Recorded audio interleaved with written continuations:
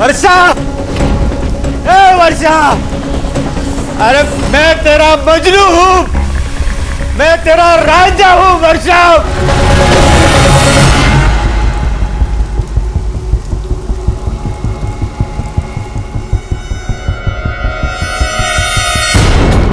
कौन है वहां? अरे कोई है?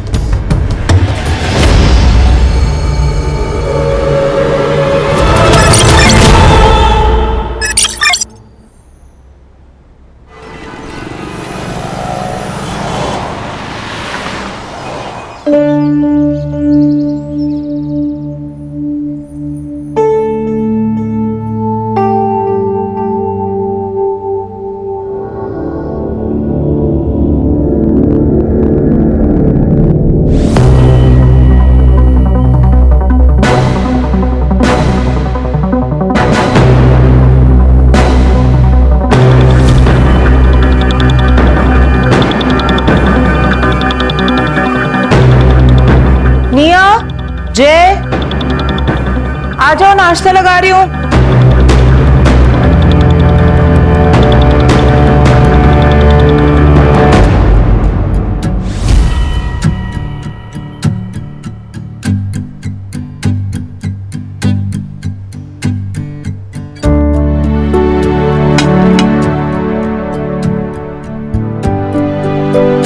पापा ये देखिए ना, मुझे यूके के कॉलेज में 50% स्कॉलरशिप मिली है। हमें सिर्फ 50% ही पे करना है, मतलब 15 लाख में पूरा कोर्स।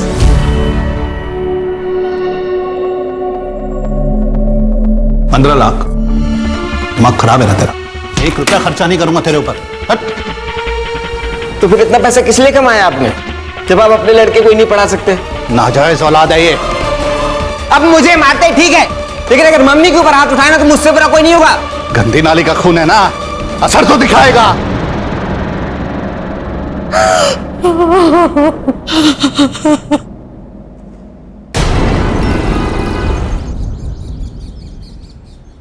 नितिन, नितिन नाश्ता रेडी है, जल्दी आओ।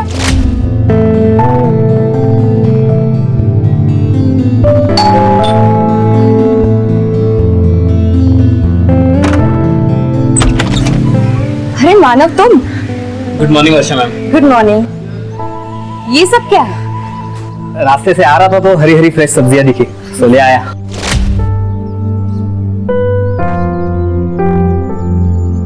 अच्छा सुनो, तुम ना डॉग फूड लेके आना स्टोर रूम में, मैं ये रख देती हूँ। मैं रख देता हूँ। अरे नहीं, इट्स ओके, तुम जाओ, मैं रखती हूँ। ठीक है, हाँ? इस रूम में रखा? हाँ हाँ। ओके।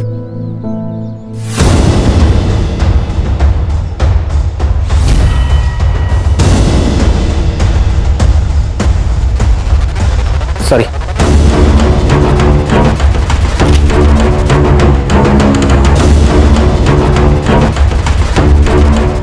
आज फिर से पोहा, रोज रोज एक ही नाश्ता।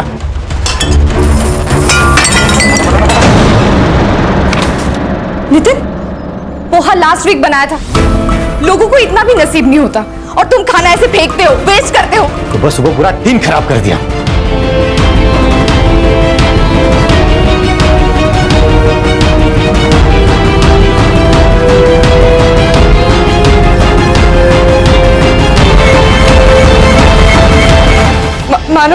मानव रहने दो, मानव।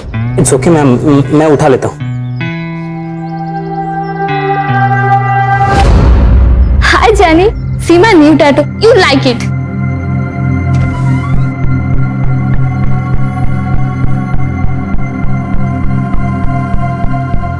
Wow baby, such a cute tattoo.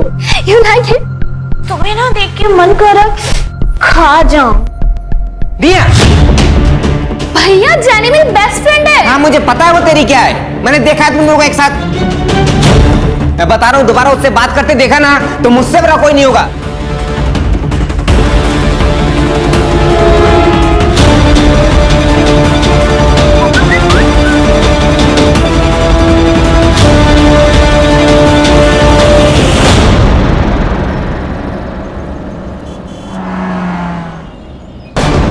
दूसरी बार आई है टेलर के पास।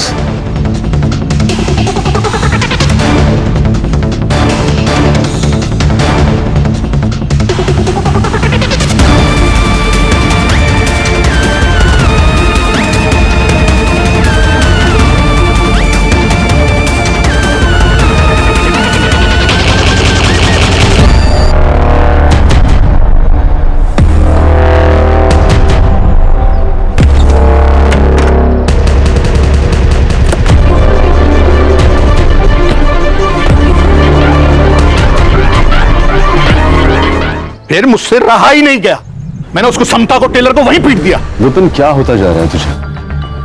तेरी दिमागी हालत बिल्कुल ठीक नहीं। और मैंने सुना तूने जय और भाभी पर भी हाथ उठाया।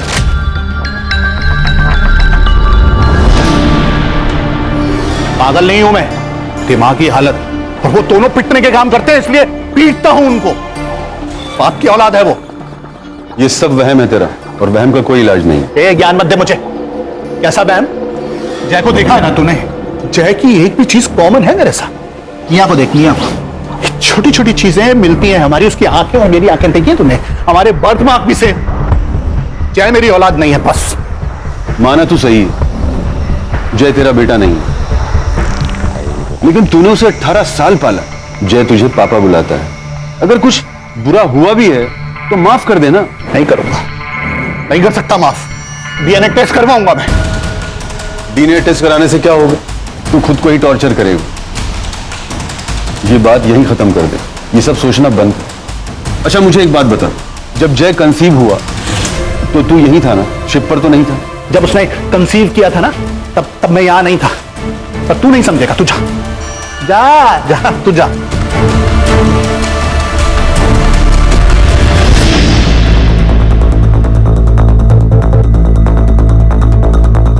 काले साहब, इस बार के एजेंडा में अपने एरिया में सारे जो चौल है वहां पे बाथरूम्स के साथ साथ सुलभ शौचालय भी बनाना चाहिए। और अगर हम अपने शहर के यूनक्स के लिए कोई स्किल स्कूल खोले तो वहां पे डिसेबल लोग भी ज्वाइन कर सकते हैं, और फिर उन्हें सड़क पर भीख मांगने की कोई जरूरत नहीं पड़ेगी। हाँ, लेकिन हम लोगों को सड़क पर भीख मांगने की नौबत जरूर आ जाएगी। अगर वर्षा मैडम इसी तरह पार्टी का फंड चैरिटी पर लुटाती रही तो? असलम जी, जिस बारे में जानकारी नहीं होना उस बारे में बात नहीं करनी चाहिए। देखिए वर्षा मैडम, मैं पार्टी का सीनियर कार्यकर्ता हूं और पार्टी ने मुझे ट्रेजरर ऐसे नहीं बना दिया है। आपकी तरह ट्रॉफी कार्यकर्ता नहीं हूं मैं, जिसे पार्टी ने सिर्फ सोशल इमेज के लिए रखा है। How dare you! असलम, औरतों से बात करने की तमीज है तुझमें? पार्टी ने हर आदमी को अपने काम के लिए रखा है यहां, और हर आदमी की अपनी एक अहमियत है।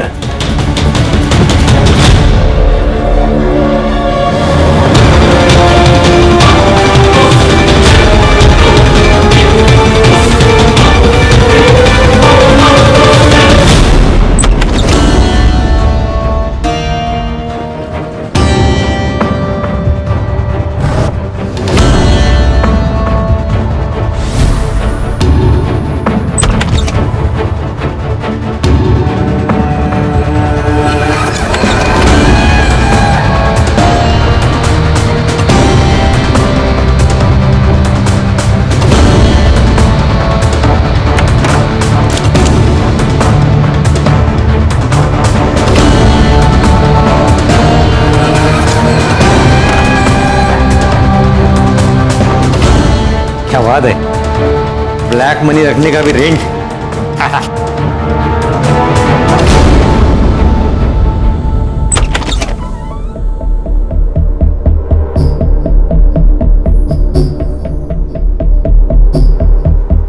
पापा, मैं जाने की पार्टी में जा रही हूँ, तो मैं जाऊँ? जा बेटा, एंजॉय कर। मियां, मैंने तुझे मना किया था ना, तू जेनी से नहीं मिलेगी। उसका बाप अभी जिंदा है। जा बेटा।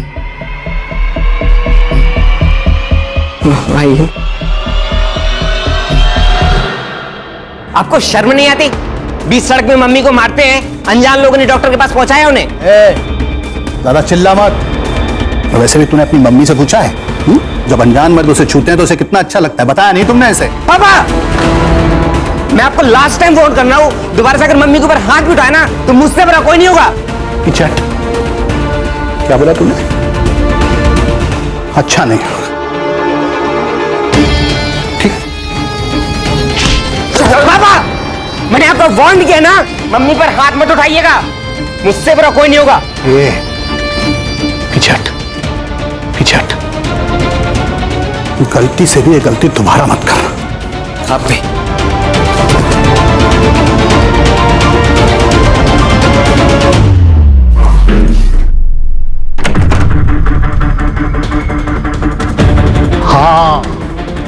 वो लड़का मुझसे बर्दाश्त नहीं होता है, खत्म करो उसे।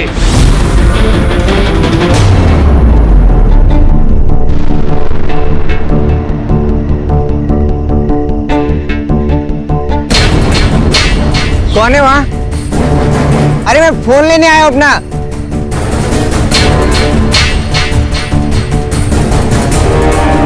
अरे कोई है?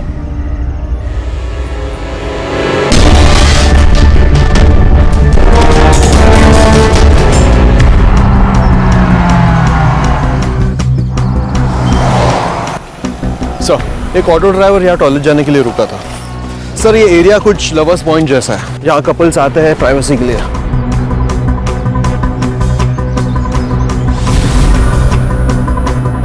ये शक्ल कुछ जानी पहचानी लग रही है। हाँ सर, ये वर्षा शिंदे जी है, हमारे एरिया की सोशल वर्कर और जनजीवन पार्टी की मेंबर। जरा नीट बघा काहीतरी सापडेल, फॉरेंसिक को बुलाइए। सर, चोरी का मामला हो सकता है। हो सकता है इन्हें किसी ने यहाँ अकेले आते हुए देखा हो और चोरी कर लियो। यहाँ नशेड़ी गंजेड़ी लोग बहुत आते हैं सर। सारे हिस्ट्री शूटर्स, चेन स्नेचर्स, सबकी सारी डिटेल्स भी चौकी से मंगवाओ। यहाँ कोई सीसीटीवी कैमरा तो दिख नहीं रहा है। दोनों तरफ सबसे पहले जो सीसीटीवी कैमरा नजर आए उसका सीसीटीवी फुटेज निकलवाओ। बॉडी को पोस्टमार्टम के लिए भिजवाओ और उसकी फैमिली को कांटेक्ट करके उनको शिनाख्त के लिए बुलवाओ। Okay sir. पंकज, उसके पार्टी ऑफिस से उसकी सारी डिटेल निकलवाओ और उसका सीडीआर भी निकलवाओ। Yes sir.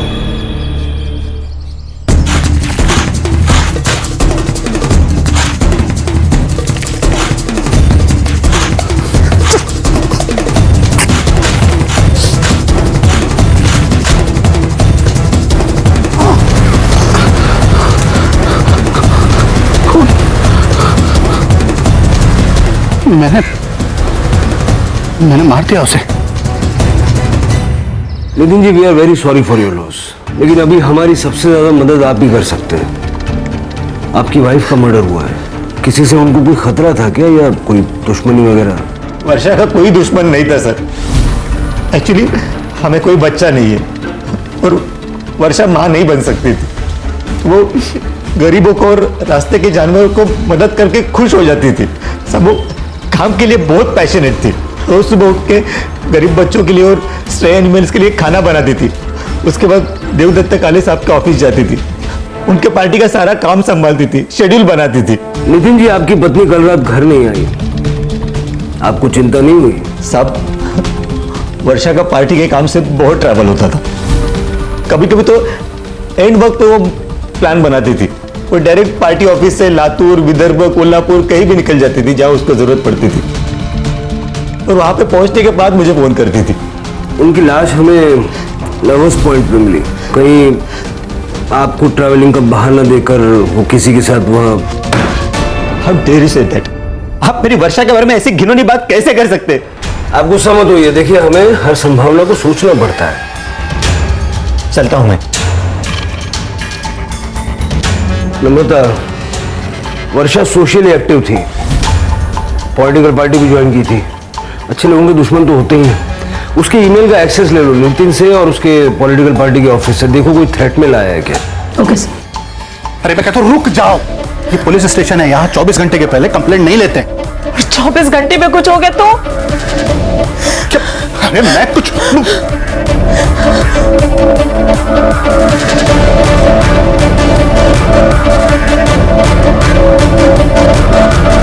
वो भाई साहब, ध्यान किधर है तुम्हारा? सर मेरा बेटा कल रात से घर नहीं आया, एक बार बड़े साहब से मिलवा दीजिए। सर, मेरा नाम समता वर्मा है, ये मेरे पति हैं विपिन, ये मेरा बेटा है जय। कल रात से घर नहीं आया सर। कल इसका फोन गायब हो गया था। इसने मेरे नंबर से अपने फोन पे ट्राई किया लेकिन फोन नहीं लग रहा था, कई बार ट्राई किया। फिर अचानक रात में 11 बजे इसके फोन से मेरे फोन पे कॉल आया। हाँ हाँ, ये मेरा ही फोन है। अच्छा, मैं कल आ सकता हूँ क्या लेने? ओके, अच्छा। हाँ ठीक है, तो फिर मैं अभी आ जाता हूँ। हाँ, मेरा फोन ना किसी ठेले वाले को मिला है जॉगर्स पार्क के पास में, तो मैं लेकर आता हूँ। लेकिन अभी इतनी रात में? अरे वो रात की ट्रेन से ही गाँव जा रहा है, तो आप टेंशन मत लो, मैं चाबी लेकर जाऊंगा, आप सो जाओ। ध्यान रखना और जल्दी आना। टेंशन मत लो, आप आराम कीजिए, मैं लेकर आता हूँ। ओके? मुझे लगता है उसके साथ कुछ गलत हुआ है सर। आप प्लीज पता लगाइए सर। सर प्लीज पता लगाइए वो कहाँ है। सर प्लीज पता लगा लीजिए कहाँ है वो। देखिए आप फिक्र मत कीजिए पंकज, ये फोटो और बाकी डिटेल सब जगह सर्कुलेट कर दो। हम उसको ढूंढना शुरू करते हैं और जैसे ही कुछ पता चलेगा आपको तुरंत बताएंगे। प्लीज। मानो तुम तो वर्षा जी के असिस्टेंट रहे हो ना? जी सर। पिछले दिनों उनका किसी से कोई लड़ाई झगड़ा, कोई रंजिश? नहीं सर, ऐसा तो कुछ नहीं, बट ये वर्षा मैम की डायरी है जिसमें उनके सारे अपॉइंटमेंट्स और पिछले हफ्ते वो किन किन लोगों से मिली और कुछ डिटेल्स हैं। पक्का कोई झगड़ा नहीं था ना? अरे नहीं नहीं सर, कैसी बातें कर रहे हैं आप? वर्षा बहन तो हम सबकी बहुत चाहती थी। अरे वर्षा बहुत हेल्पफुल थी, लेकिन उसका पति एक नंबर का हलकट्टा, बहुत परेशान करता था उसे। परसों रात को ही उनकी लड़ाई हुई थी।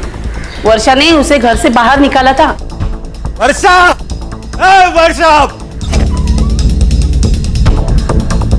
वर्षा मेरे को माफ कर दे वर्षा, मैं फिर ऐसा नहीं करेगा। वर्षा, वर्षा मेरे को माफ कर दे वर्षा, प्लीज मेरे को माफ कर दे। साहब उस दिन वर्षा मैडम का झगड़ा हुआ था बूढ़ी औरत के साथ यहाँ पे। मैंने ठीक से सुना नहीं, लेकिन वो औरत बहुत गुस्से में थी, कुछ पोते के बारे में बात कर रही थी। अपने पोते को मैं अपनी जला कर आई हूँ, उसका ऑपरेशन बिगड़ गया है छोटे अस्पताल में, पर हमने 5 लाख पूरे दिए थे उसके इलाज के लिए डॉक्टर से बात करके। हाँ 5 लाख दिए थे, लेकिन उसमें से 2.5 लाख ले गए हैं मुझसे। अम्मा अम्मा सुनिए, अम्मा सुनिए, छोड़ दो, इधर आइए। गुड़िया के बारे में मुझे वर्षा ने कुछ नहीं बताया सर, वो उसकी ऑफिस की बातें मुझे नहीं बताती थी। मेरे पास आपको बताने के लिए कुछ नहीं है सर। तो वर्षा जी के साथ आपका झगड़ा क्यों हुआ था, ये तो आप बता ही सकते हैं ना? साहब मेरा और वर्षा का रिश्ता ऐसा ही था, हम लोग लड़ते थे, झगड़ते थे, लेकिन फिर सुलह भी करते थे। उस दिन मैं थोड़ा ज्यादा पिया हुआ था तो वर्षा गुस्सा हो गई। लेकिन आपने तो कहा था कि वो घर पर आई नहीं थी। अब मैं शॉक में था साहब, वो दिन टाइमिंग मुझे कुछ मालूम नहीं। ठीक है चलो।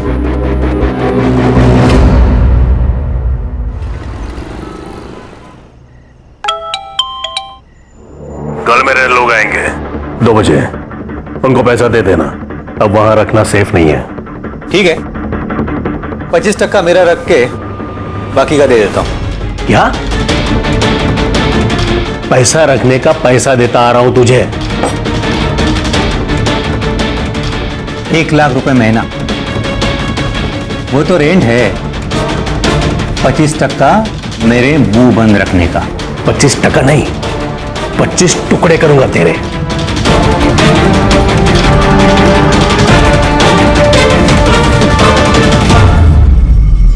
सर मैंने लवर्स पॉइंट जाके जय के बारे में कुछ दुकानदार और ठेले वालों से बातचीत की।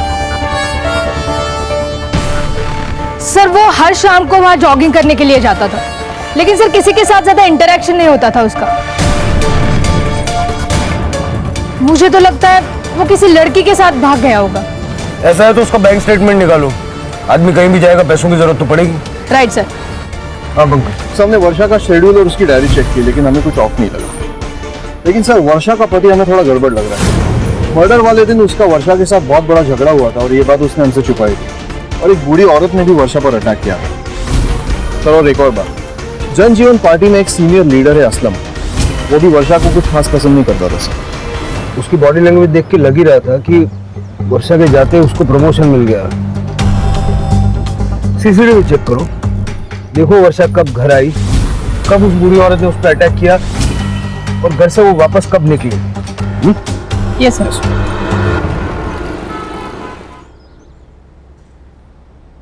सर। सर वर्षा की पीएम रिपोर्ट आई है। डेथ 3 अगस्त को रात 11:30 से 1:30 बजे के बीच में हुई।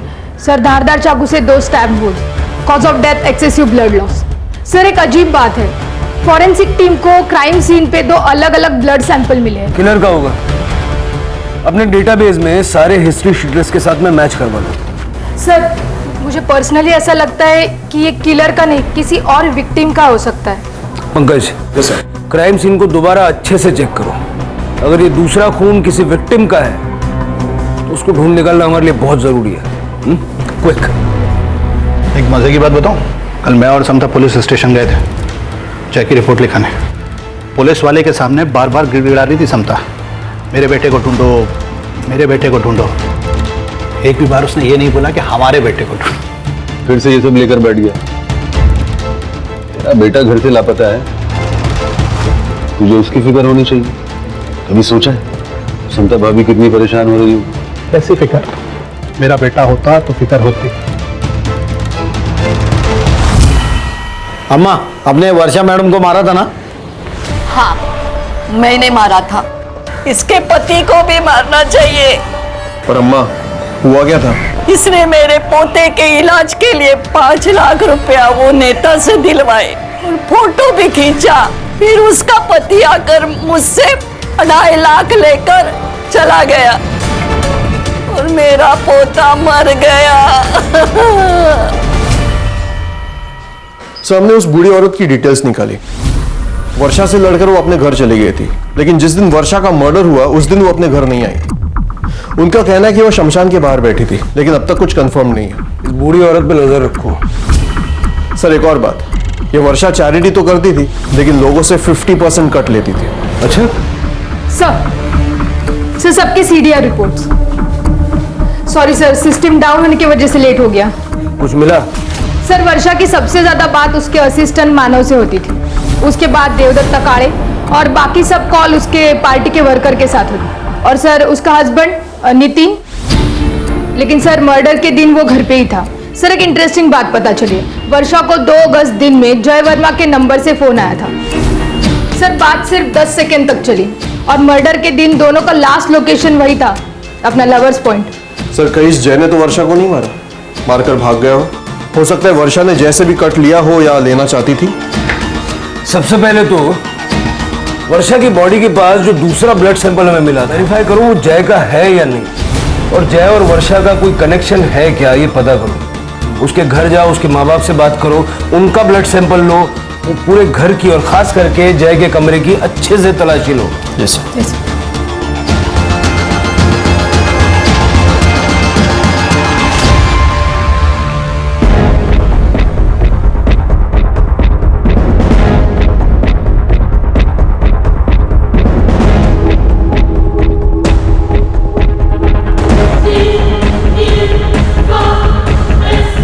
सर। ये लैपटॉप मिला है। सर, मेरे जय के बारे में कुछ पता चला? ये लैपटॉप कॉन्फिस्केट कर लो। नहीं, अब तक कुछ पता नहीं चला।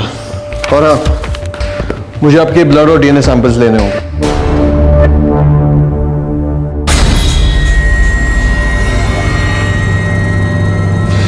नहीं, मैं अपना ब्लड सैंपल नहीं दूंगा। और क्यों चाहिए आपको? किस लिए चाहिए आपको मेरा ब्लड का सैंपल? जब वो मेरी औलाद ही नहीं है तो मैं अपना खून क्यों दूंगा? विपिन तो इस टाइम भी ये सब बकवास कर रहा है। आप कौन? मैं विपिन का दोस्त हूँ, आई मीन फैमिली फ्रेंड। ये सब क्या पागलपन लगा रखा है यार? क्योंकि इनको मेरे जय की फिक्र ही नहीं है। हाँ, मेरे मेरे मेरे सुना सुना सुना सुना तूने? फिर से इसने कहा मेरे जय की, मेरे जय की। ये सच क्यों नहीं बताती कि किसकी नाजायज औलाद है वो? कहाँ मुंह काला किया था तूने? जवाब दे, जवाब चाहिए मुझे। जवाब चाहिए तो सुनो, जय प्रीमेच्योर बेबी है, 7वें महीने में डिलीवर हुआ था वो। उस वक्त तुम शिप पे थे और तुम्हें मुसीबत में नहीं डालना चाहती थी, इसलिए मैंने तुम्हें नहीं बताया। ज्यादा ज्ञान मत दे मुझे, वरना पीछे हटो, समझ गए? देखो, हमारे पास कोर्ट ऑर्डर्स हैं, ब्लड सैंपल तो आपको देने ही होंगे।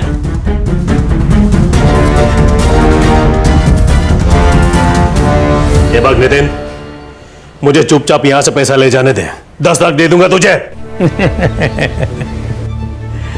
अंदर कम से कम 100 करोड़ होंगे और मैं 10 लाख में खुशी मनाऊं? मेरे आदमी तुझे गाड़ देंगे। अच्छा, पहले बीवी और अब पति, तुम्हें क्या लगता है पुलिस इतनी आसानी से तुम्हें छोड़ देगी? मेरे साथ साथ वर्षा का मर्डर भी तुम्हारे सर चढ़ जाएगा।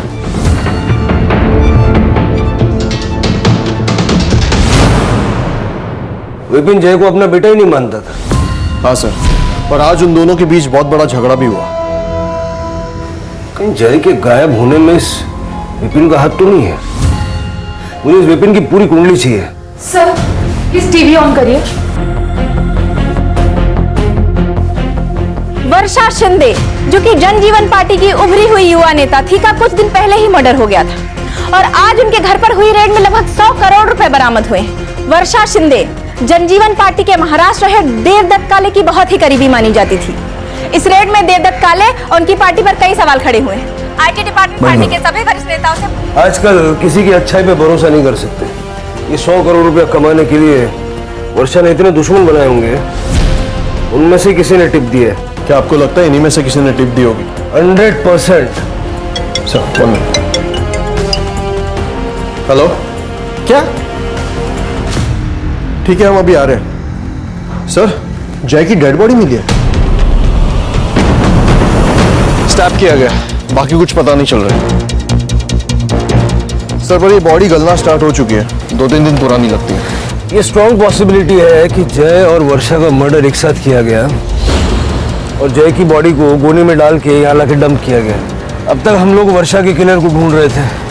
मुझे लगता है कि स्ट्रेटेजी थोड़ी चेंज करनी चाहिए। शायद जय मेन टारगेट था और वर्षा कोलैटरल डैमेज।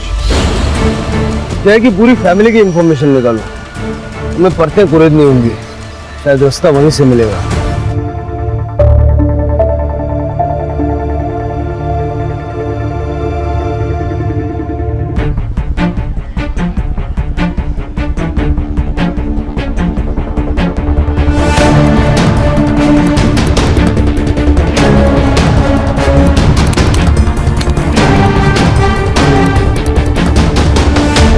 वर्षा शिंदे और उसके प्रेमी जय वर्मा की हत्या कर दी गई। आखिर क्या है इस प्रेम की गुत्थी? जानने के लिए बने रहिए डेली न्यूज के साथ। बंटी, मना किया था ना तुझे, क्यों मारा तूने उसे? मैंने किसी को नहीं मारा। तू अपने हाथ में रह, छोड़, नहीं तो तुझे काट दूंगा। हाँ पंकज, क्या मिला? सर, हमारे स्टेशन के मेल आईडी पर एक वीडियो रिकॉर्डिंग भेजी गई है। काले भाई, पार्टी हाई कमान कहीं उस वर्षा को टिकट ना दे दे। इस बार टिकट मुझे मिलना चाहिए। तू अपने लोगों के लिए कुछ कर ना, एक स्कूल या बच्चों की पढ़ाई का कुछ कर। यही बेस्ट फॉर्मूला है वर्षा की काजी करने करे। उसको तो वैसे भी पॉलिटिक्स में कोई इंटरेस्ट नहीं है। अरे काले भाई, कुछ लोगों का अनपढ़ रहना ही बेहतर होता है, उन्हें भड़काने में आसानी होती है। हमें कुछ और करना पड़ेगा।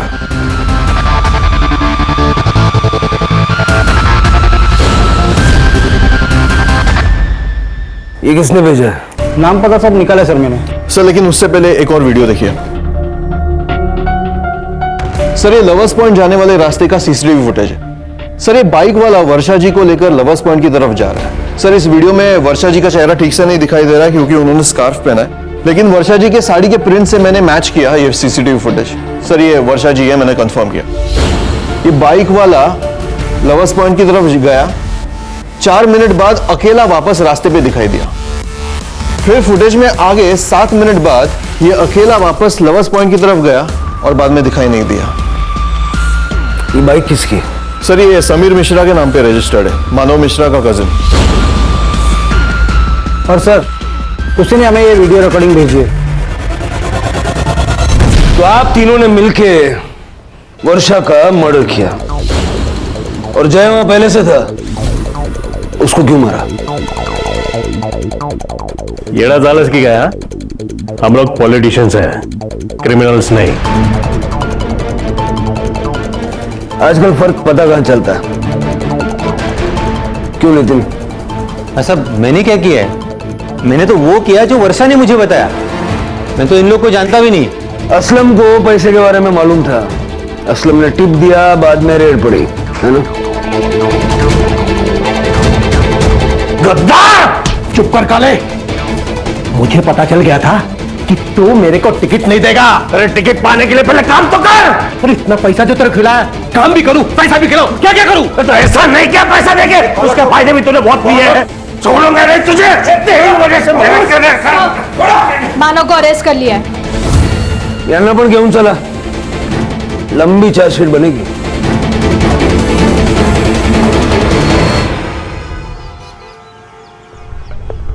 शहर छोड़कर भागने की प्लानिंग कर रहा था ये। अरे भागेगा तो तब जब भागने देंगे। देखिए सर, मैं सच बता रहा हूँ सर, मैंने कुछ नहीं किया है। मुझे पता था लेकिन कि मैं एक दिन पकड़ा जाऊंगा, क्योंकि मेरे पास पैसा है ना पॉलिटिकल सपोर्ट। ये पॉलिटिकल पार्टी में काम करके विक्टिम कार्ड खेलना सीख गया तू। दाखव त्याला। वर्षा के साथ तू ही है ना? आता भाषणाला सुरुवात कर भावी आमदार। लेकिन एक शर्त है, सिर्फ सच बोलना है। चल। मैं प्यार करता था वर्षा मैम से। उन्होंने पॉलिटिकल पार्टी सिर्फ सपोर्ट के लिए ज्वाइन की थी। मैम की सोशल मीडिया इमेज की वजह से पार्टी को फायदा हो रहा था, और मैम को पॉलिटिकल इन्फ्लुएंस का। और मैम को पति मिला वो नितिन जैसा, जो वो हर काम करता था जो मैम को पसंद नहीं था। और बॉस मिला वो देवदत्त काले जैसा। उस दिन बूढ़ी अम्मा ने जब मैम को सच बताया तब मैम टूट गई थी। तुम लोगों से पैसे वापस लेते हो नितिन? How could you? आवाज नीचे कर। और ये मैंने जो किया है ना, वो तेरा बॉस है ना, वो देवदत्त काले, उसके कहने पे किया है। हाँ वर्षा बोल। क्या ये सच है? क्या आप चैरिटी का दिया 50% पैसा अपने पास रखते हो? चैरिटी से पार्टी नहीं चलती, पैसा चाहिए। उस दिन मैम ने मुझे कॉल करके पिक करने के लिए बुलाया। उन्होंने मुझे किसी होटल पे ड्रॉप करने के लिए कहा था। जब हम बैक रोड से जा रहे थे तो मैम ने मुझे एकदम गाड़ी रोकने के लिए कहा। उनकी तबीयत ठीक नहीं थी, उन्हें लो बीपी था, और उन्होंने सडनली उल्टियाँ स्टार्ट कर दी। मानव, मुझे और उल्टी आने वाली है, तो प्लीज जाकर मेरी दवाई लेके आओ। लेकिन मैम मैं आपको यहाँ अकेले कैसे छोड़ के जाऊँ?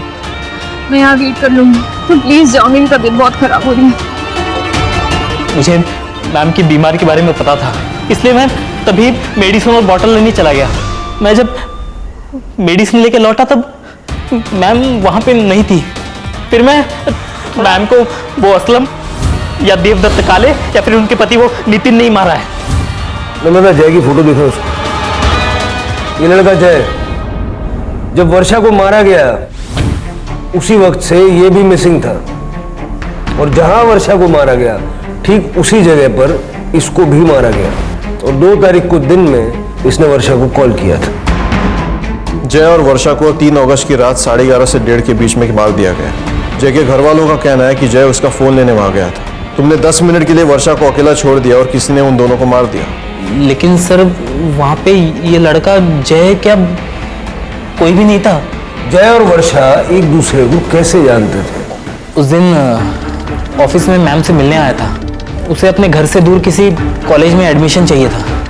घर से दूर क्यों? सर मैंने जय का लैपटॉप कॉन्फिस्केट किया था।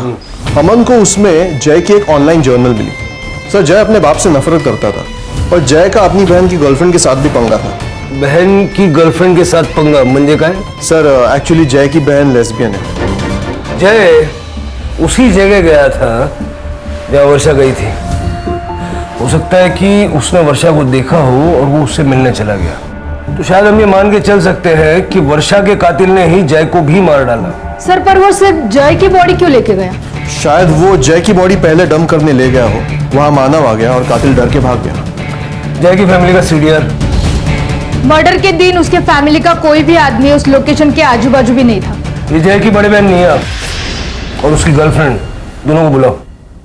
सर ये मैडम जेनी, अमन ने इसकी ऑनलाइन फ्रॉड की सारी हिस्ट्री निकाली है। हमने जय भैया को नहीं मारा। उस दिन तो हम दोनों डॉक्टर के पास गए थे, और चैनी को ये सब फ्रॉड करना पड़ा जय भैया की वजह से, ताकि वो सेक्स चेंज ऑपरेशन करा सके। Well I hate capitalism. और वैसे भी मैंने कुछ अमीर बुड्ढों को ही लूटा है वीडियो कॉल के जरिए, and I don't even regret about it. जेल में रिग्रेट करना बहुत टाइम मिलेगा। भैया, ये जेनी तुम्हें चीट कर रही है और 2 लड़कियों को भी डेट कर रही है। ये तुम्हारा भाई सही था।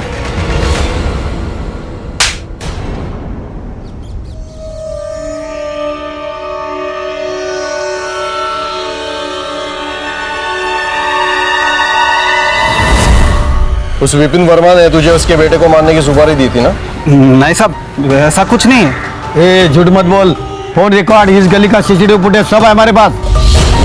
बड़े, ये ऐसे नहीं बोलेगा, इसको गाड़ी में डाल दो।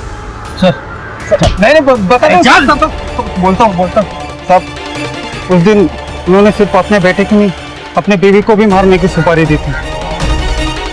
इन दोनों को मारना है। और साहब, अगले दिन उन्होंने वो सुपारी भी कैंसिल करवा दी थी। तो तूने जय को नहीं मारा? नहीं साहब, कैंसिल सुपारी के लिए मैं बोला किसी को क्यों मारूंगा। विपिन जी अपने ही बेटे की सुपारी दी। एक नहीं 2 बार बंटी ने सब उगल दिया है, आपने ही जय को मारा। और उसी वक्त वर्षा वहां आ गई तो वर्षा को भी मार दिया।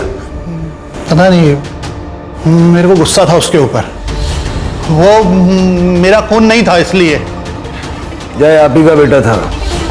आप दोनों के डीएनए प्रोफाइल जय के साथ परफेक्टली मैच होते हैं। अपने बेटे का खून कर दिया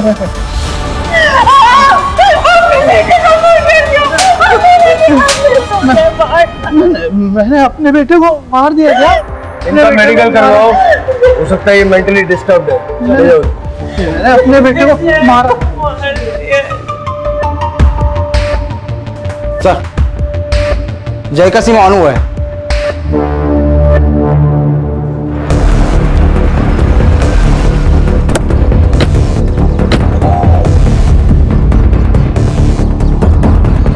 सर, कहाँ मिला है सिम? वो मालती नगर के कचरे के इसमें मिला साहब। वो जगह दिखा हमें, तुम गाड़ी में बैठ।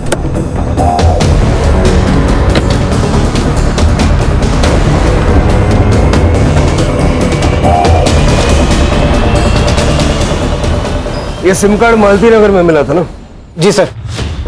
लवर्स पॉइंट के एरिया से इस सिम कार्ड का यूज करके जय को बैकरोड पे बुलाया गया और उसका मर्डर करके उसकी बॉडी को मर्डर आइलैंड के जंगल में डंप किया गया।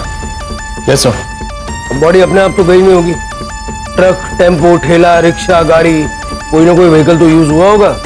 Right sir. लवर्स पॉइंट के एरिया से मर्डर आइलैंड के जंगल के बीच जितने भी कनेक्टिंग रोड्स हैं सबका सीसीटीवी फुटेज चेक करो और उसको टाइम ऑफ डेथ से मैच करके देखो। कोई ना कोई गाड़ी तो ऐसी दिखेगी। सर, लवर्स पॉइंट जाने वाले रास्ते का सीसीटीवी फुटेज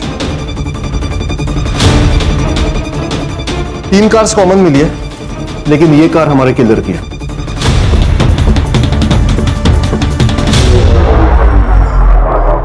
3 अगस्त की रात को तुमने जय को कॉल किया था उसी के नंबर से, फिर गाड़ी में बैठ के घूम के बैक रोड पे पहुंचे 3 सिग्नल क्रॉस करके, ताकि सीसीटीवी में तुम कहीं नजर ना हो। बताओ क्यों मारा जय को? मुझे उसके बाप विपिन से नफरत थी। मेरा सीनियर था शिप पे। मैं, समता, विपिन तीनों कॉलेज में दोस्त थे। मैं समता को पहले से ही पसंद करता था, लेकिन विपिन ने मुझसे पहले ही उसके घर पे रिश्ता भेज दिया और उसकी शादी हो गई, जबकि वो उसे बहुत मारता था। लेकिन उसने विपिन को नहीं छोड़ा, लेकिन मेरी बीवी ने सिर्फ शिप की जॉब की वजह से मुझे छोड़ दिया। इसीलिए मैंने भी शिप की जॉब छोड़ दी। पर तभी एक अच्छी चीज हो गई, विपिन को स्किज़ोफ्रेनिया डिटेक्ट हुआ और ये बात सिर्फ मुझे ही पता थी। मैंने उसकी दिमागी हालत का इस्तेमाल उसे भड़काने में किया। जय तुझ पे बिल्कुल भी नहीं गया, उसकी एक भी हरकत तुझसे नहीं मिलती। मैंने ही उसे कहा था जय को मारने के लिए, ताकि जय मर जाएगा, वो पकड़ा जाएगा और समता मेरी हो जाएगी। लेकिन उस गधे ने जय और समता दोनों की सुपारी दी। फिर मुझे वो सुपारी कैंसिल करवानी, तब मुझसे रहा नहीं गया और मैंने जय को मारने का फैसला कर लिया। इसीलिए मैंने उस दिन जॉगिंग पे जाने से पहले जय के घर जाकर उसका फोन चुरा लिया। फिर मैंने उसी के नंबर से उसके कॉल किया और भैया हमको फोन मिला है, आप ही का है ना? हाँ हाँ, ये मेरा ही फोन है। हाँ तो भैया ले जाइए ना यहाँ से, जॉगर्स पार्क से। ठीक है, मैं अभी आ जाता हूँ। ठीक है भैया। कौन है वहाँ? अरे कोई है?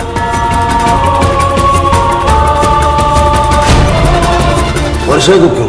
वर्षा ने जय की बॉडी देख ली थी।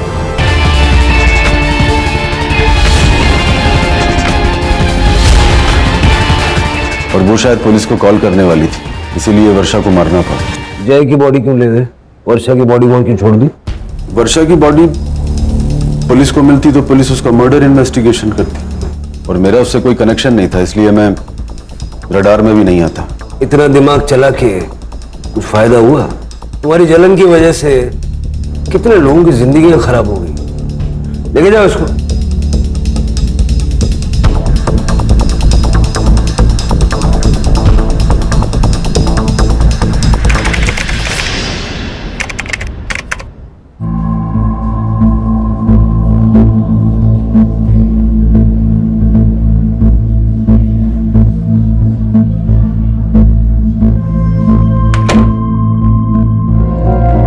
सब तैयारियां हो चुकी हैं, चलो शुरू करते हैं।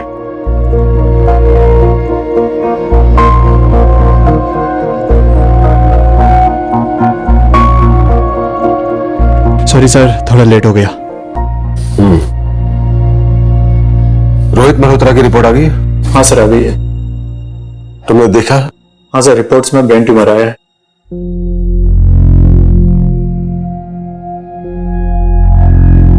ऑपरेशन लेट करो। लेकिन सर, मैं कैसे कर सकता हूँ सर? एमएस की है ना, तो कहीं तो शुरुआत करनी पड़ेगी।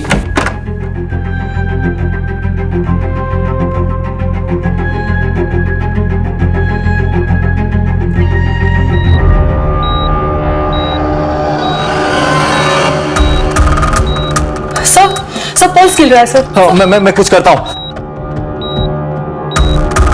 सर, मैं डॉक्टर प्रफुल्ल को बुलाती हूँ। हाँ, जल्दी बुला के ले आओ। डॉक्टर प्रफुल्ल! डॉक्टर प्रफुल्ल!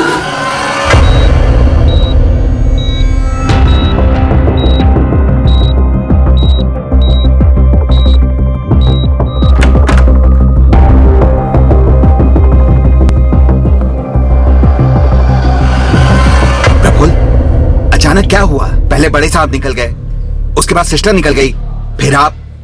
क्या हुआ? क्या है? बच्चे बच नहीं पाए। क्या?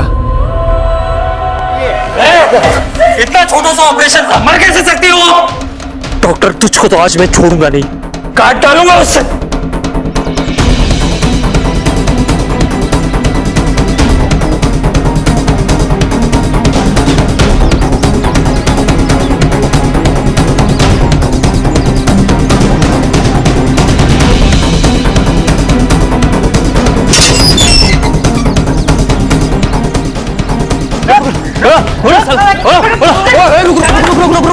अबे पागल है क्या? देख नहीं रहा किसका घर है? अंदर जाएंगे तो फंस जाएंगे। गुड्डे की पहुंच बहुत ऊपर तक है। तो क्या हुआ? इतना डर क्यों रहे हैं? घुस के खींच लाते ना उसको। देख, तुझे जाना है तो जा, हम लोग रिस्क नहीं लेंगे। अरे यार, पैसे कैसे मिलेंगे? चल, बाद में आते हैं। अरे रुक विजय, बाहर आ, नहीं तो दरवाजे तोड़ के अंदर आ जाएंगे।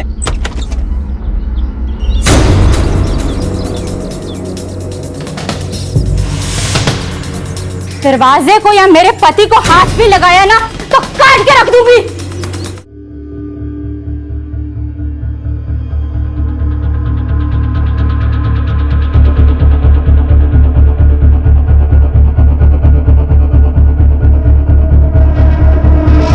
क्या हो रहा है यहाँ पर? शास्त्री जी, आपके दामाद विजय ने हम लोगों से लाखों रुपए लिए और अब वापस नहीं कर रहा है। हाँ, बिल्कुल नहीं दे रहा है वो।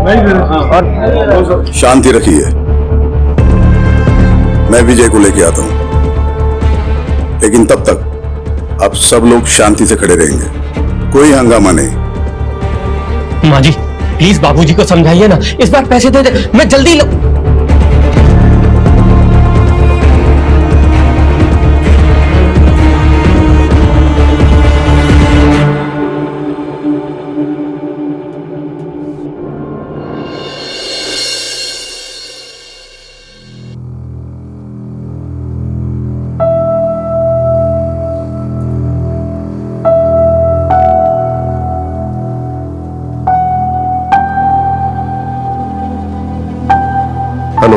केशव शास्त्री बोल रहा हूं। आप यहां हमारे घर आ जाइए तुरंत। बाबूजी, बाबूजी मैं आपका दामाद हूं, आप ऐसा नहीं कर सकते। ये लोग मुझे मार देंगे। आपकी बेटी भी।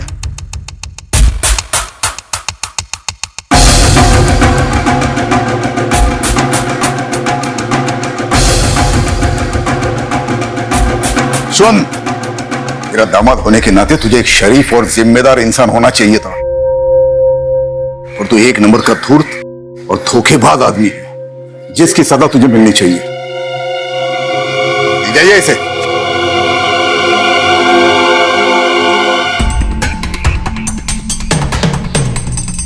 मैं चाहता हूं कि आप सभी को न्याय मिले, और जिस किसी को भी मेरे दामाद विजय से प्रॉब्लम है वो बिना कानून अपने हाथ में लिए पुलिस की मदद ले ले, वरना वो भी मेरी नजर में उतना ही गुनहगार होगा जितना कि विजय।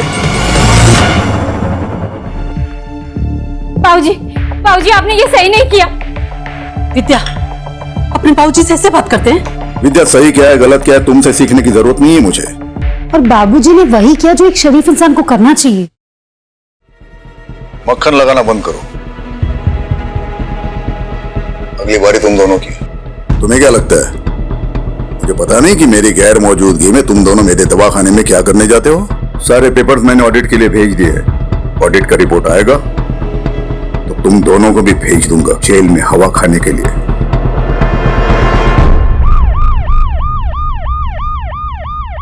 सर मैंने ही आपको कॉल किया था, प्लीज।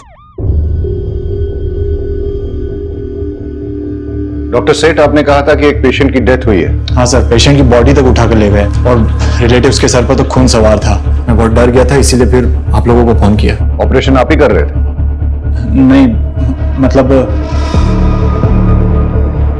लेकिन यहाँ सर्जन तो डॉक्टर प्रफुल्ल है ना? मेन सर्जन तो डॉक्टर प्रफुल्ल ही हैं। 10 साल से मैं यहाँ नर्स का काम कर रही हूँ, लेकिन इससे पहले उन्हें ऑपरेशन छोड़ के इस तरह से जाते हुए कभी नहीं देखा मैंने। तो आज क्या हुआ था? रिपोर्ट सुनते ही वो ऑपरेशन डॉक्टर सेठ के हाथ में सौंप कर निकल गए और डॉक्टर सेठ नर्वस हो।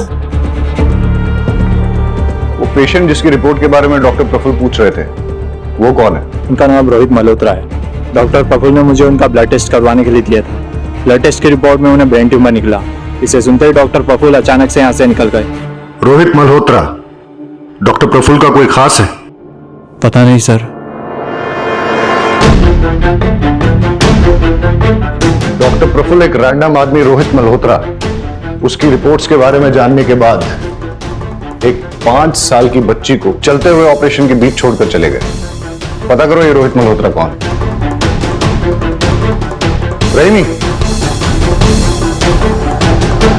डॉक्टर प्रफुल्ल के कॉल डिटेल्स निकालो और लोकेशन ट्रेस करने की कोशिश करो, और ये आदमी जो डॉक्टर प्रफुल्ल के पीछे भागा है पता करो कौन है। Okay sir.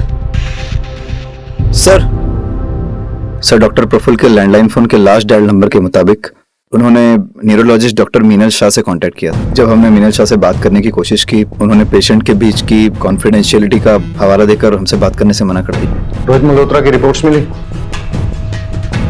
हॉस्पिटल के सारे कंप्यूटर्स चेक करो, पेशेंट रिकॉर्ड्स में कहीं ना कहीं जरूर कुछ मिलेगा।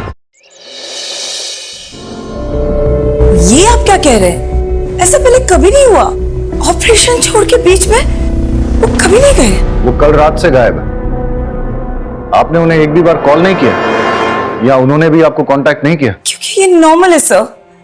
पिछले 2-3 महीने से वो काफी बिजी चल रहे थे और कई बार तो 2-3 दिन तक वो घर भी नहीं आते थे। हमारी तो फोन पर भी बात नहीं होती थी। डॉक्टर प्रफुल्ल किसी प्रॉब्लम में थे? कोई टेंशन, कोई स्ट्रेस? नहीं सर, ऐसी तो कोई बात नहीं थी। अच्छा, आप उनके किसी पेशेंट रोहित मल्होत्रा के बारे में कुछ जानती हैं? रोहित? नहीं sir. Hello sir.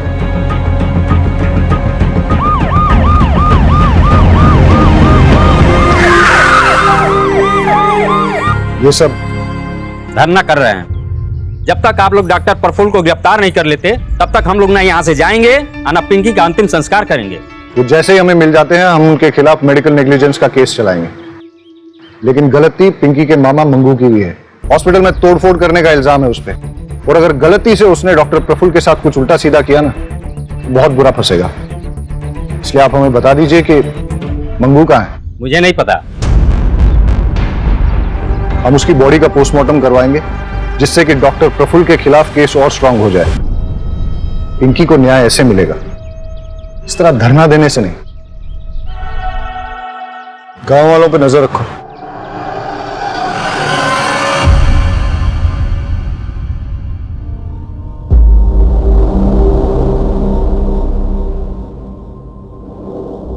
Paresh. Ji Shastri ji. मैं घर जा रहा हूं, तू भी सब निपट के जल्दी घर जाना।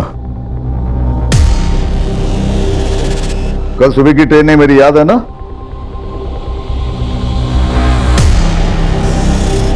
जी शास्त्री जी। हाँ, एक मिनट लेता हूँ। नमस्ते।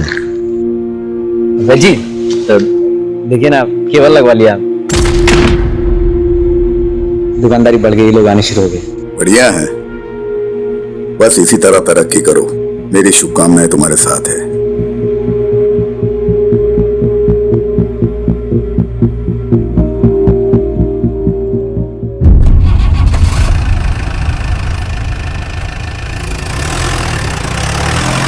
अरे चमन, शास्त्री जी को मक्खन लगानी बहुत आदत है तुझे? गिफ्ट लेने का ज्यादा शौक है क्या तुझे? क्या परेश भाई, चलिए ना आपको एक स्पेशल चाय पिलाता हूँ। स्पेशल चाय पिलाता हूँ, खुद भी ले। क्या परेश भाई आप भी। अब संभालो। अब ऑडिट होगा तो क्या करेंगे हम? ऑडिट होगा तो जेल में जाएंगे। और ये कैसी बात बोल रहे हो तुम?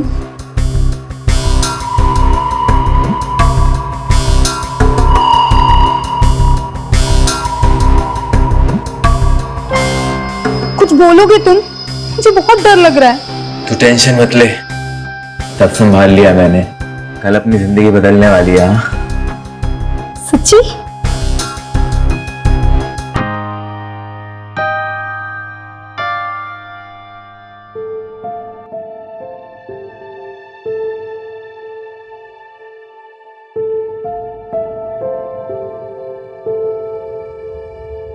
बाबूजी, आपसे कुछ बात करनी है। तुम्हें पता है ना, इस रूम में किसी को भी आने की इजाजत नहीं है। बाबूजी, आप प्लीज विजय को छुड़वा लीजिए, प्लीज। चलो चलो यहाँ से बाबूजी, बाहर जाओ। बाबूजी मेरी बात तो बाहर सुनिए। जाओ। बाबूजी प्लीज मैंने मेरी बोला बात बाहर सुनिए। जाओ।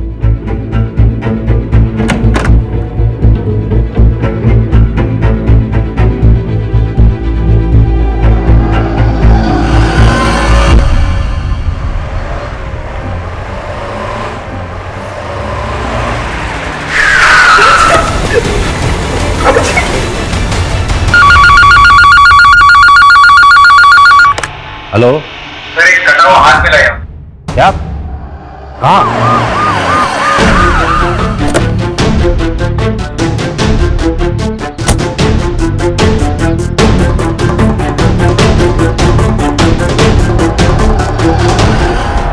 फॉरेंसिक को बुलाओ। जी सर। कट को देखकर ऐसा लग रहा है कि हाथ को किसी घरेलू हथियार से काटा गया है। सब नाखून उखाड़े गए, मतलब टॉर्चर। लगता नहीं है यहाँ कोई सीसीटीवी मिलेगा। इन लोगों से पूछताछ करो, देखो कुछ और इंफॉर्मेशन मिलती है क्या। कब देखा ये? बहुत सारे चील कौवे उड़ रहे थे और आके देखा तो हमने पुलिस को फोन लगाया। तुम लोगों ने कुछ ऐसा देखा जो बहुत अजीब हो? नहीं सर, किसी को आते जाते कुछ फेंकते हुए? नहीं सर। आसपास के सारे पुलिस स्टेशंस और हॉस्पिटल्स में पता करो कि किसी की कोई मिसिंग रिपोर्ट है क्या, या किसी ऐसे आदमी की इंफॉर्मेशन जिसका हाथ कटा हो या फिर हाथ इंजर्ड। डॉक्टर प्रफुल्ल की कोई लीड? नहीं सर, डॉक्टर प्रफुल्ल ने अपनी वाइफ से कांटेक्ट किया, ना किसी जानने वाले से। उनका नंबर भी ट्रेसेबल नहीं आ रहा। और मगनू? सर उसके बारे में भी कुछ पता नहीं चल पाया सर। हो सकता है मंगू ही डॉक्टर को उठा ले गया हो। किडनैप, लेकिन अभी तक कोई रैंसम कॉल आया नहीं। वाघेला सर, हॉस्पिटल की इन्वेस्टिगेशन से कोई लीड मिली? यस सर, दो बातें निकल के सामने आई सर।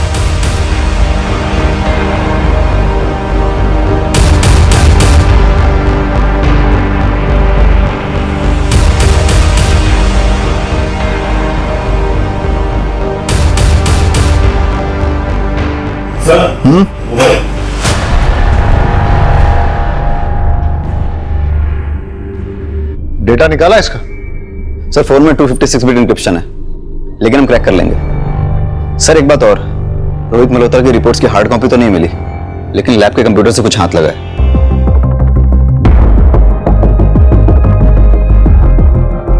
इसकी मुझे हार्ड कॉपी मिल सकती है? जी सर। सर रोहित मल्होत्रा के ब्लड टेस्ट की पेमेंट खुद डॉक्टर प्रफुल्ल ने की थी, वो भी अपने डेबिट कार्ड से। और सर रिपोर्ट्स में रोहित मल्होत्रा की पर्सनल डिटेल्स, उसका एड्रेस, उसका फोन नंबर सारे फेक हैं। पेशेंट का नाम छुपाने के लिए इतनी मेहनत? सर हो सकता है रोहित डॉक्टर प्रफुल्ल का कोई करीबी हो, इसलिए उसकी रिपोर्ट के बारे में सुन के वो घबरा गया था। तो सर डॉक्टर प्रफुल्ल के मोबाइल में उसका नंबर सेव होना चाहिए। हो सकता है इस मोबाइल में सेव हो। लेकिन डॉक्टर प्रफुल्ल ने अभी तक अपनी वाइफ, दोस्तों या रिश्तेदारों को कांटेक्ट नहीं किया है, और उसकी वाइफ कह रही थी कि इससे पहले वो कभी भी ओटी से ऑपरेशन छोड़ के गए नहीं है। Very interesting. रोहित मल्होत्रा की एज 46 साल, डॉक्टर प्रफुल्ल की एज भी 46 साल, दोनों का ब्लड ग्रुप AB नेगेटिव, और ये डॉक्टर प्रफुल्ल के मोबाइल के लास्ट 3 डिजिट्स 436, रोहित मल्होत्रा के मोबाइल के आखिरी 3 डिजिट 643। इतना बड़ा कोइंसिडेंस नहीं हो सकता। डॉक्टर प्रफुल्ल और रोहित मल्होत्रा का DNA मैच करके देखो, अगर मैच नहीं होता है तो फिर रोहित मल्होत्रा को ढूंढना पड़ेगा। मैच हुआ तो डॉक्टर प्रफुल्ल ही रोहित मल्होत्रा है, और उसे ब्रेन ट्यूमर है।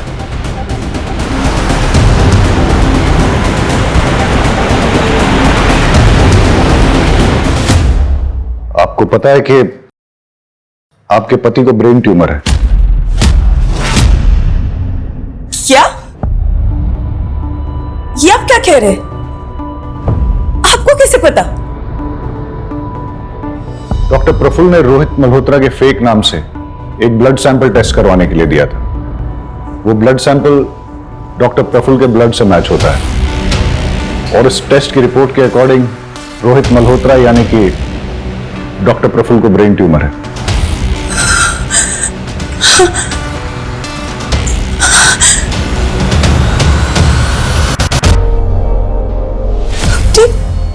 बीमारी तक मुझसे छुपाने लगे। पहले ऐसे नहीं थे, सब बताते थे मुझे, बहुत प्यार करते थे। पता नहीं क्या हो गया, क्यों? आप प्लीज उन्हें ढूंढिए, प्लीज। आप चाहे ना माने, पर वो बुरे इंसान नहीं है। आप प्लीज उन्हें ढूंढ दीजिए, प्लीज प्लीज।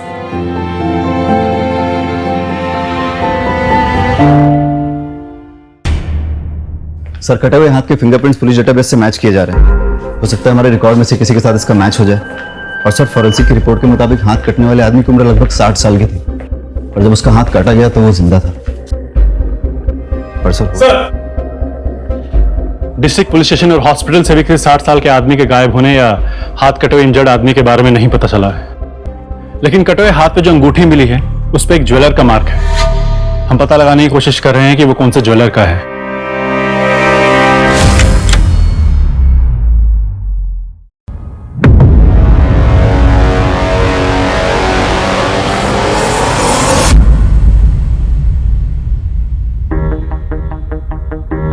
परेश भैया,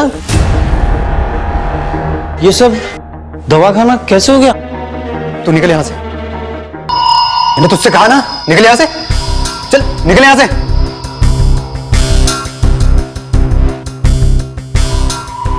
कैश कितना था लॉकर में? पता नहीं, बाबूजी कभी किसी को बताते नहीं थे, काफी सिक्रेटिव थे बाबूजी। लॉकर की चाबी वैद जी के अलावा और किसके पास थी?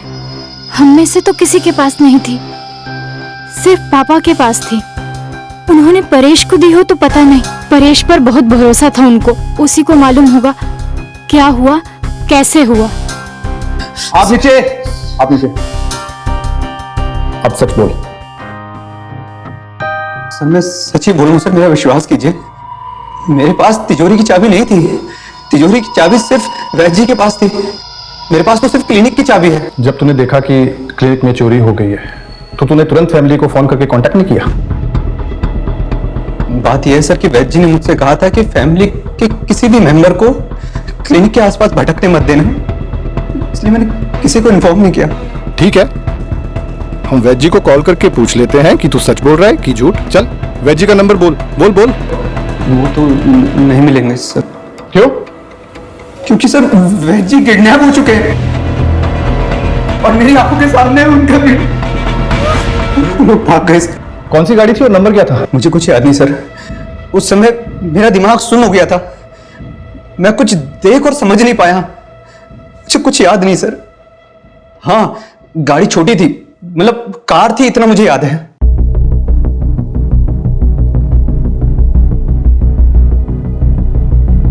शास्त्री जी कहाँ हैं? कॉन्फ्रेंस के लिए गए हैं इगतपुरी। अच्छा, अगर मैं कहूं कि वो वहां पे पहुंचे ही नहीं है। 2 दिन हो गए आपके पापा को घर से गए हुए, लेकिन आपने एक बार भी उनको कांटेक्ट करने की कोशिश नहीं की। आपको ये भी मालूम नहीं है कि वो वहां पहुंचे भी है कि पहुंचे ही नहीं है। कैसी फैमिली है आपकी?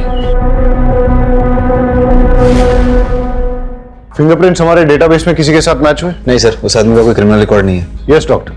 देखिए, हाथ जब हमने बरामद किया तब उसे कटे हुए 48 घंटे हो चुके थे। पहले सारी उंगलियों के नाखून उखाड़े गए, मतलब टॉर्चर, फिर हाथ काटा गया। हाथ काटते वक्त विक्टिम जिंदा था, लेकिन इस तरह हाथ काटने के बाद अगर ब्लीडिंग को ना रोका जाए तो अब तक शायद विक्टिम जिंदा ना बचा हो। गमछे में जो खून मिला है वो कटे हुए हाथ का ही है, लेकिन उस गमछे में जो एक बाल मिला है वो किसी और का, क्योंकि बाल का डीएनए खून से मैच नहीं हो रहा। और वो अंगूठी? उंगली में अंगूठी का कोई ऐसा निशान नहीं है जैसा कि अंगूठी पहनने वाले की उंगलियों में होता है, जिसका मतलब है कि हाथ कटने के बाद अंगूठी पहनाई गई हो। क्यों कोई किसी का हाथ काटकर उसमें अंगूठी पहनाकर फिर हाथ को फेंक देगा? क्या वजह हो सकती है? हो सकता है हमें कोई क्लू देने की कोशिश कर रहा हो, या क्रिमिनल हमें मिसलीड कर रहा है। यानी कि क्रिमिनल या तो निहायती बेवकूफ है या फिर बहुत ही डेयरिंग, जो हमें चैलेंज करने की कोशिश कर रहा है। लेकिन सर, पुलिस को कोई चैलेंज क्यों करेगा? होते हैं कुछ साइको ऐसे।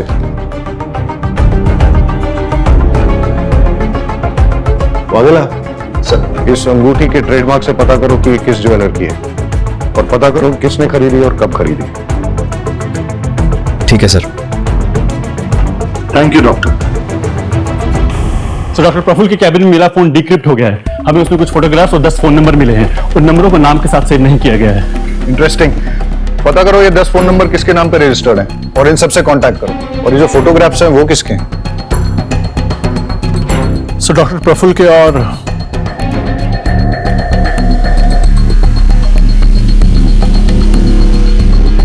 और भी इंटरेस्टिंग। सर ज्वेलर का पता लग गया है। हमने पूछताछ की तो उसने बताया कि सीमा कपाड़िया नाम की औरत ने उस अंगूठी को खरीदा था। लॉस। इस अंगूठी को पहचानती हैं आप? हाँ हाँ बिल्कुल, मैंने ही तो खरीदी थी ये बहुत टाइम पहले, लेकिन काफी टाइम से ये मुझे मिल नहीं रही। आप लोगों को कहाँ से मिली है? डॉक्टर प्रफुल्ल पारिक को जानती हैं? नहीं तो मैं किसी डॉक्टर प्रफुल्ल को नहीं जानती। लेकिन ये फोटोज तो कुछ और ही बोल रही हैं।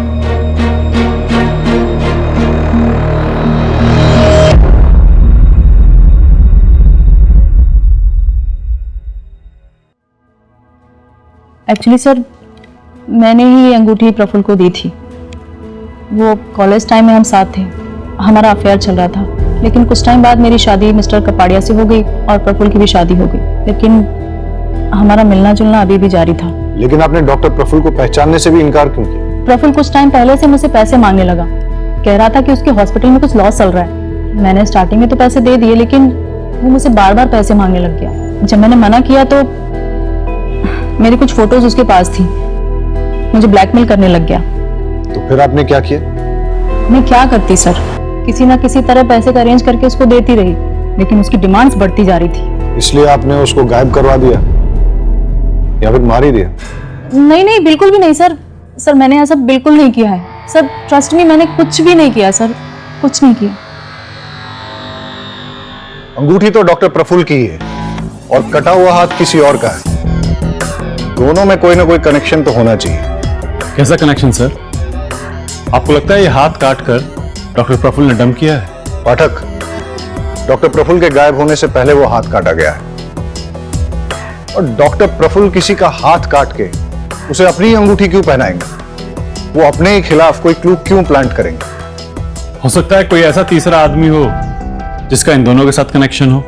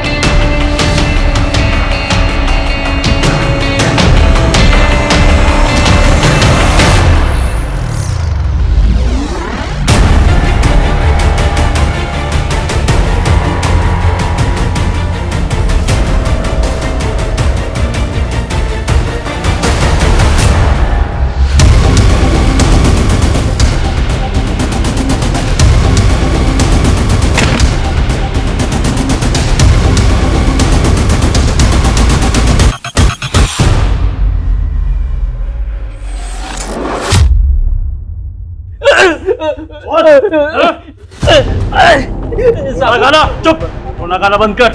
ये पता डॉक्टर प्रफुल्ल कहाँ है? मुझे कुछ नहीं पता। बता, बोल।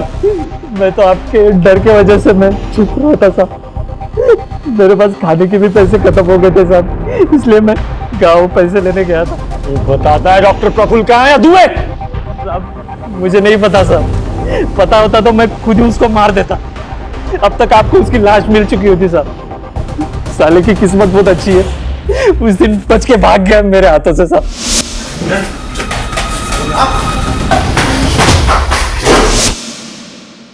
झूठ बोल रहा है तू, क्योंकि जितनी चोट डॉक्टर प्रफुल्ल को लगी थी उस हिसाब से वो ज्यादा दूर तक भाग नहीं सकते थे।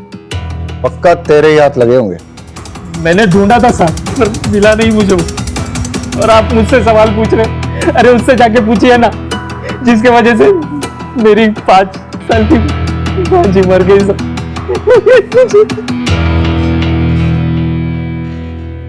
देख, उसकी वजह से उस डॉक्टर पर मेडिकल नेग्लिजेंस का केस बनता है और ये बात पोस्टमार्टम रिपोर्ट से साफ हो जाती है कि पिंकी की मौत डॉक्टर की लापरवाही की वजह से ही हुई थी। लेकिन तू इससे ये मत समझना कि डॉक्टर के गायब होने के केस से तू भरी हो जाएगा। डॉक्टर के साथ मारपीट और हॉस्पिटल में तोड़फोड़ करने के चार्ज में अंदर करो इसे।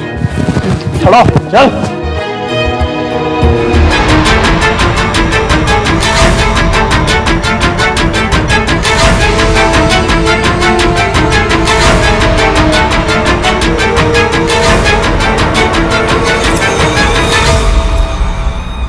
सही कहा था आपने कि वैद्य जी किसी को भी अपना लॉकर छूने नहीं देते, लेकिन हमें वहां पर एक और फिंगरप्रिंट मिले हैं और वो आपके हैं। मैंने कोई चोरी नहीं की है सर। माँ देखिए ना क्या कह रहे हैं, बताइए ना। हाँ माँ जी, उन्होंने कुछ नहीं किया है। मैंने कोई चोरी कुछ नहीं किया है सर। मैंने कुछ नहीं किया है तो फिर डर क्यों रहे हो? तलाशी लो। सर तलाशी किस बात की जब मैंने कुछ किया ही नहीं है।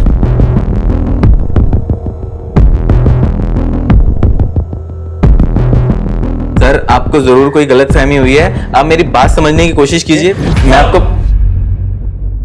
ये देखिए इसकी अलमारी से क्या मिला है।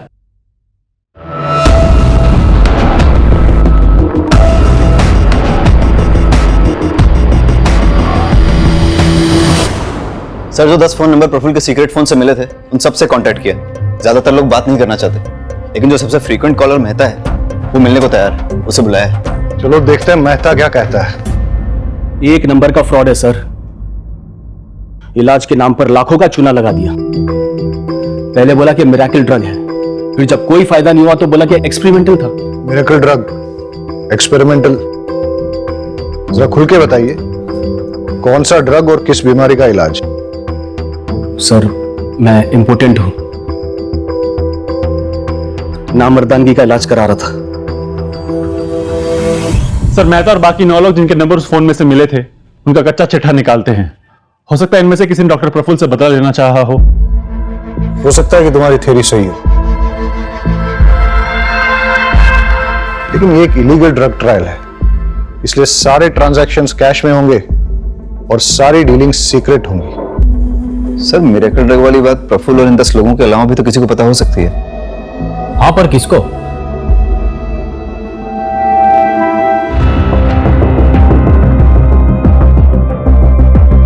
वो 10 आदमी जिन पे ये ड्रग एक्सपेरिमेंट चल रहा था, उनमें से किसी ने भी डॉक्टर प्रफुल्ल या आपको कोई धमकी वगैरह दी? दिनेश मेहता नाम का एक आदमी कुछ दिन पहले घर आया था। आपको मेरी बात समझ में आ रही है नहीं आ रही है? देखिए मिस्टर मेहता, आप मुझे इस तरीके से धमका नहीं सकते। आपने कंसेंट लेटर साइन किया है, ये बात आप भूलिए मत मिस्टर मेहता। फिर आप भी मत भूलिए कि इलीगल कामों में कंसेंट लेटर नहीं चलता। अब आपकी गर्दन मेरे हाथों में, मुझे मेरा पैसा वापस करिए वरना अंजाम भुगतने के लिए तैयार हो जाओ। प्रफुल्ल ने क्या कुछ नहीं किया पैसे कमाने के लिए, पर क्या मिला इस पैसे से? सब बर्बाद कर दिया, कुछ नहीं बचा। बचा है। डॉक्टर प्रफुल्ल ने आपके नाम पे 5 करोड़ की इंश्योरेंस पॉलिसी ली है। आप कहना क्या चाहते हैं? कुछ नहीं, मैं सिर्फ इतना याद दिला रहा हूँ कि उनके जाने के बाद भी आपको पैसों की तंगी नहीं होगी। 5 करोड़ रुपए बहुत होते हैं। आप मुझ पे शक कर रहे हैं? जब तक हमें किसी के खिलाफ कोई ठोस सबूत नहीं मिल जाते, तब तक हमारे लिए सब सस्पेक्ट है।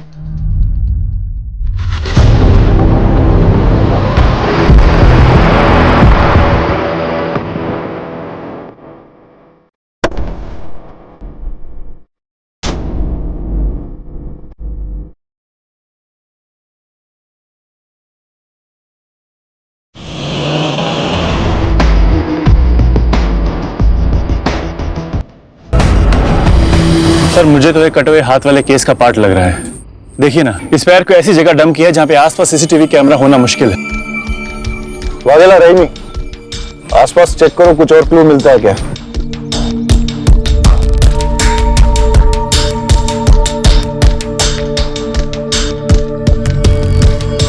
लेकिन इस बार डिफरेंस सिर्फ इतना है कि पैर को किसी प्रोफेशनल तरीके से काटा गया है, जैसे कि किसी सर्जिकल इंस्ट्रूमेंट से। हो सकता है कि हम सही हो। ये कटा हुआ पैर और वो कटा हुआ हाथ एक ही बॉडी का हो। डीएनए मैच करा के देखते हैं और देखते हैं कि फॉरेंसिक की इन्वेस्टिगेशन से क्या मिलता है।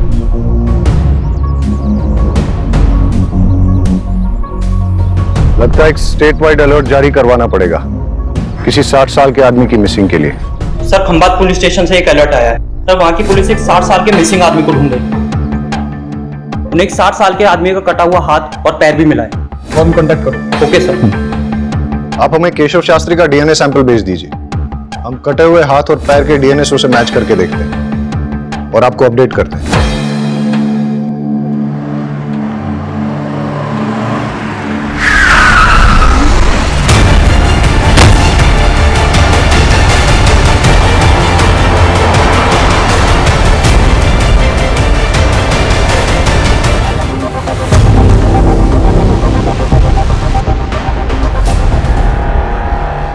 आपने जो डीएनए सैंपल भिजवाया था वो मैच कर गया। इस बार भी पैर काटते वक्त वो आदमी जिंदा था।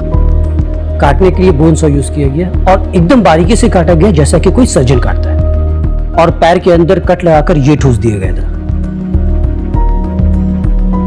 और इस कपड़े से पैर को बांधा गया था जिसमें ऑर्गेनिक डाई है जो कि हैंडलूम में यूज किया जाता है, और पैर के खून में ग्लिटर भी लगा है जो कि सेम ग्लिटर हमें डॉक्टर प्रफुल्ल के नाखून में मिला। मतलब डॉक्टर प्रफुल्ल और शास्त्री जी जिनका कि हाथ और पैर काटा गया, इन दोनों को एक ही जगह रखा गया था और वहीं से डॉक्टर प्रफुल्ल हमें कोई क्लू भेजने की कोशिश कर रहे थे। Okay doctor, thank you. Okay bye.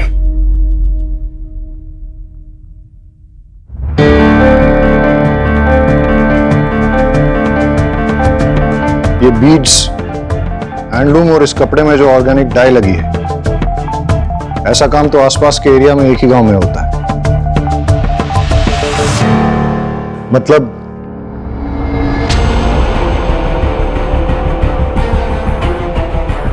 Inspector Shekhar. Yes sir. मैंने आपको यहां इसलिए बुलाया क्योंकि हमें विक्टिम की लोकेशन का पता चल गया। आप लोग भी चलिए हमारे साथ। सर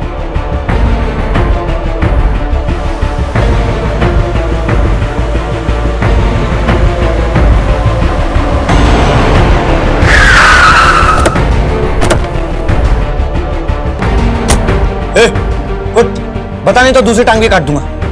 बता। ए कुत्ता लेके आ। अबे कुछ भी और काटा ना ये मर जाएगा। साहब हमारे गांव में काम चलता था लेकिन कोविड की वजह से बंद हो गया है। पास में एक फैक्ट्री है, उधर देख सकते हैं। ऐसे नहीं मर सकता। ए बहुत बड़ा प्लान है मेरा, ऐसे नहीं मर सकता। ए बेहोश हो रहा, पानी लेके। ए उठ। ए शास्त्री।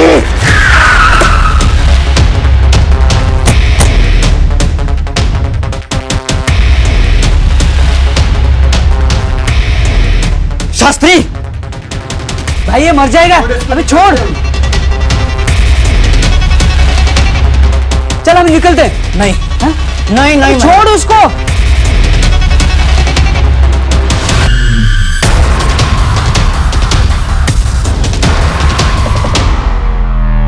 छोड़, अबे चल चल नहीं तो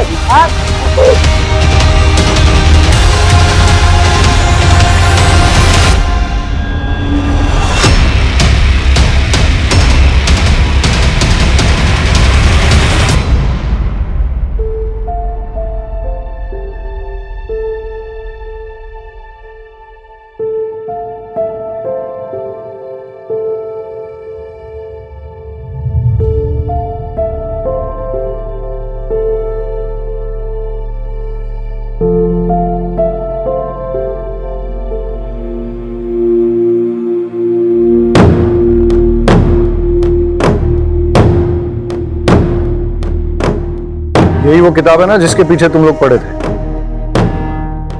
इस किताब में आयुर्वेदिक सीक्रेट्स हैं जिससे कि शास्त्री जी इलाज किया करते थे। तुम लोगों को क्या लगा तुम इस किताब को हासिल करके शास्त्री जी जैसे अमीर बन जाओगे? सर प्लान छोटा नहीं था।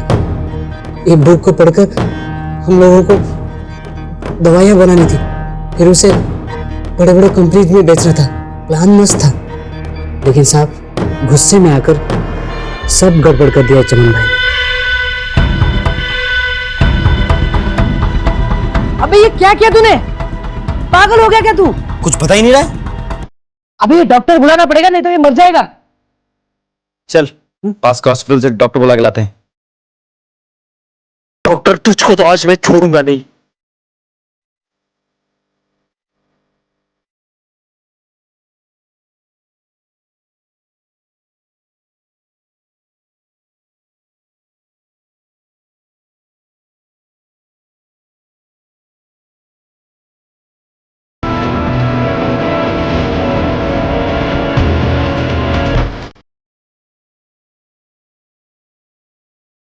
लेकिन साहब वो डॉक्टर भी निकम्मा निकला। तो इसलिए तुम लोगों ने डॉक्टर प्रफुल्ल को भी मार दिया। मेरे प्लान के बीच में कोई नहीं आ सकता, चाहे वो डॉक्टर हो चाहे शास्त्री। मैं दवाई बना के बेच कर हूं। सर लगता है पागल हो गया है।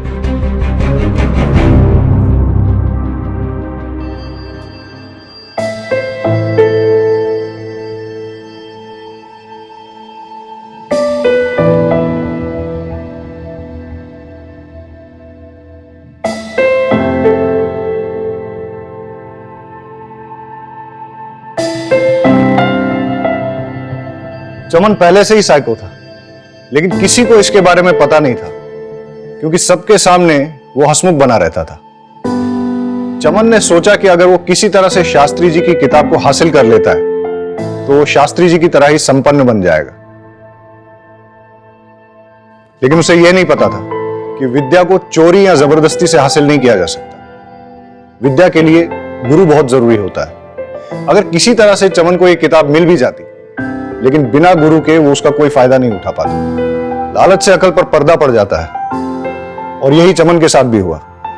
इसीलिए अब चमन पर आईपीसी की धारा 326 voluntarily causing grievous hurt through dangerous weapon, धारा 368 किडनैपिंग, धारा 343 रॉन्गफुल कन्फाइनमेंट, धारा 330 और 348 टॉर्चर, धारा 302 मर्डर, इसके तहत चार्जेस लगाए जाएंगे।